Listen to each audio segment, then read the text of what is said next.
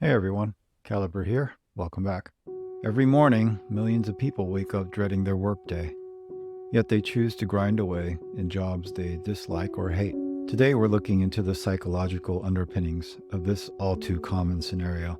So let's start with the obvious external factors. Financial necessity, whether real or perceived, is probably going to be the most influential one. In a world of inflation where the cost of living is rising, and where financial stability can seem like a luxury, the fear of an empty bank account, of not being able to provide for our loved ones, can be a powerful motivator to stay where we are. Of course, you need to be responsible with your financial position for the sake of you and yours, but a perceived and overblown fear of financial meltdown can be an obstacle to your goals. So if you need to grind at your job and deny short-term gratification until you're able to escape with low financial risk, then that's what you're going to have to do. Click the link above for a video explaining the need to deny short-term gratification to achieve freedom. But it's not just about the money. There's also a significant social component at play. We live in a society where we're judged by what we do for a living.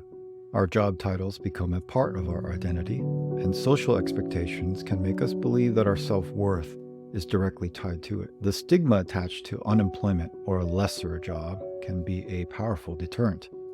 We fear the raised eyebrows, the whispers behind our backs, the pitying glances. It's a pressure that can keep us stuck in a job we hate because we're afraid of what others might think. But I hope you remember that your job does not define you.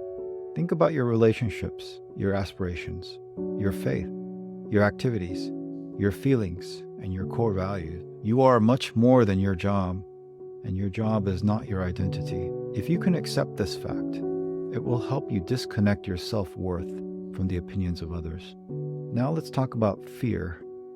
Fear of the unknown. Humans are creatures of habit. The known, even if miserable, often feels safer than the potentially more fulfilling unknown. But sometimes the comfort of routine, no matter how painful, outweighs the discomfort of change. This is where the concept of inertia comes into play. Inertia, in physics, refers to an object's resistance to change its state of motion. Psychological inertia refers to our resistance to change our state of mind or behavior. It's a mental comfort zone that keeps us tethered to the unsatisfying job. Change inherently involves uncertainty, and therein lies the paradox. We yearn for change, yet fear it at the same time. Breaking free from inertia requires significant mental shifts and sometimes external support. And there could be another layer to this, our self-esteem, or lack thereof. Often, we underestimate our capabilities, our potential. You may have come across an opportunity that piques your interest, but you hesitate, thinking you're unqualified or incapable of making the shift. We fear failure, we fear rejection, and so we stay. We stay in jobs that don't ignite our passion, that don't challenge us, that don't make us feel alive. But here's the thing. It's okay to feel scared. It's a scary thing to step into the unknown. Fear and self-doubt are part of being human.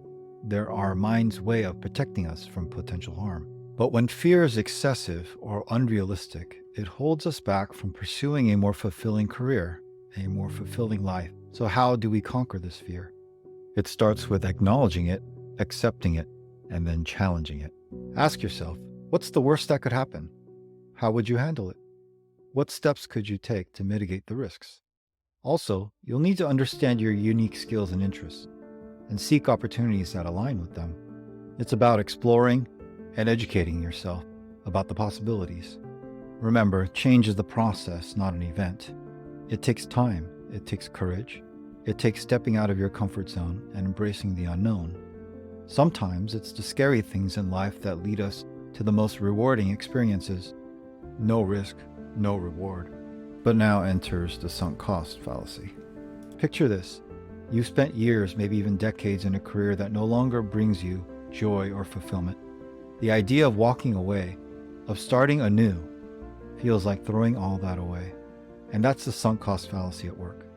It's a fallacy because it doesn't consider our future happiness or satisfaction, only what we stand to lose if we walk away. It's also a cognitive bias that makes us feel like we're wasting all of our previous efforts if we choose to change paths. But in truth, it's not a waste. Those experiences make us who we are, teach us valuable lessons, and can even guide us to better opportunities. Sometimes, in order to reach a better future, you need to let go of the past.